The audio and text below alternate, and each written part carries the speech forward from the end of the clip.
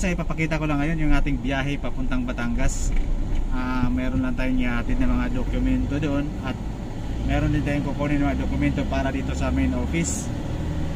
So dadaan muna ako doon sa isang office para magpapalit ako ng sasakyan.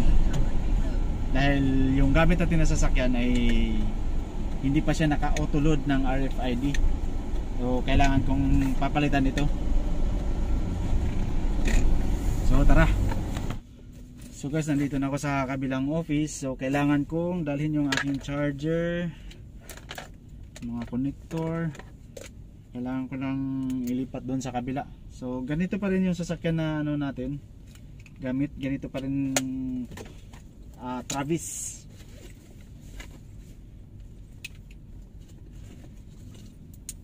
Yan lang ang mahirap pag paiba-ibang sasakyan kasi yung mga gamit mo nakakaano, minsan mamaya may makalimutan pa tayo.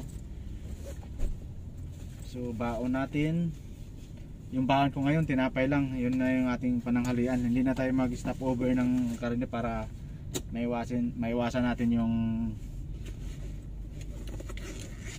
matagal na biyahe. So since may carpool na ulit ako mamaya, so ito na yung aking mga dokumento na dalhin. Ayan, 1, 2, 3, apat.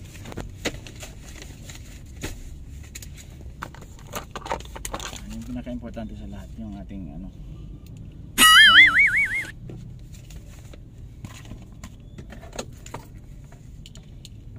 Ako for Batangas, checklist ko lang muna, checklist. Kailangan ko titingnan para pag sauli natin mamaya. Ano, titingnan natin ito, may mga konti, yun lang. So, iikot lang tayo. So, okay.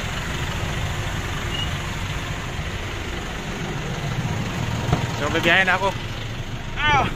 Chef! Alas na ako? Ingat. Sige, bye-bye.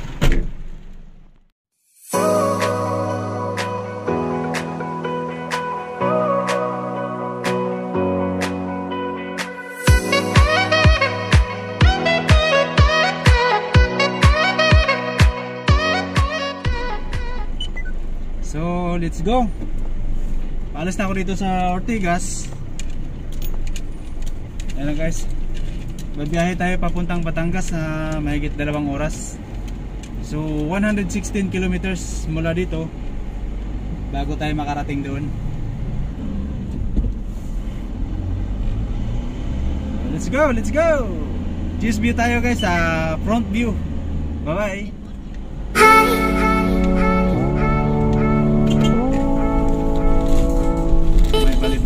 So palabas na tayo ng C5.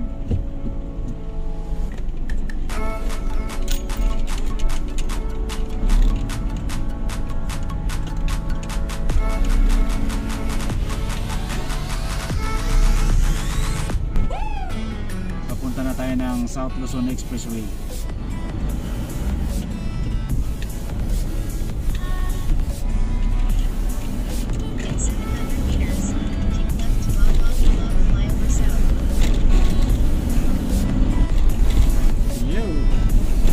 So nandito na tayo guys sa C5. Malapit-lapit na tayo sa market sa Taguig. So yung labas natin ito sa Luzon Expressway. C5 southbound tayo ngayon. So yun nga no, biyahe natin papuntang Batangas. Siguro mga nasa 114 kilometers na yung ating babiyahin at mag-arrive tayo doon ng mga 11. So speed natin nasa 80 lang. Since yung gas natin above kalahati, so hindi na tayo magpatakbo ng mabilis para less consumption ng ating gasolina or diesel. So dito na tayo sa may SM Aura. Ayan, katabi ko SM Aura dito.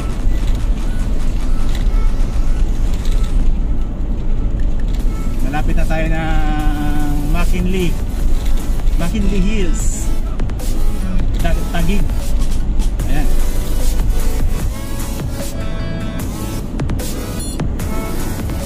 Yan, ito na yung C5.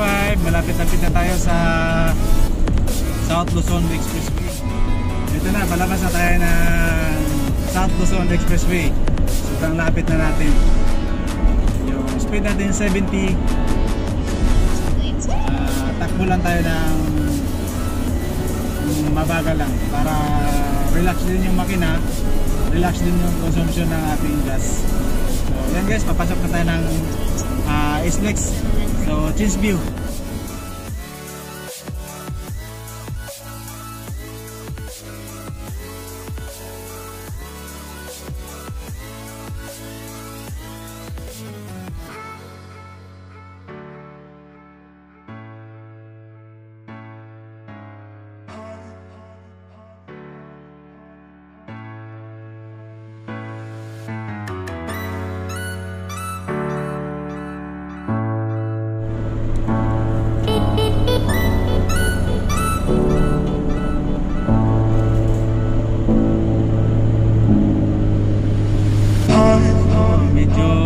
Taas yung skyway, oh, so may bandang right side natin.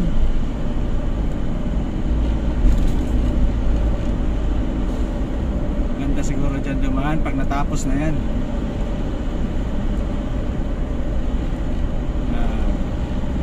Wow.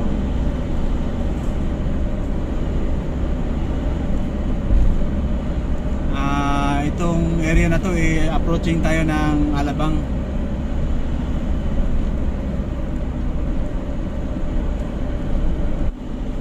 So nandito na tayo banda sa may Alabang guys.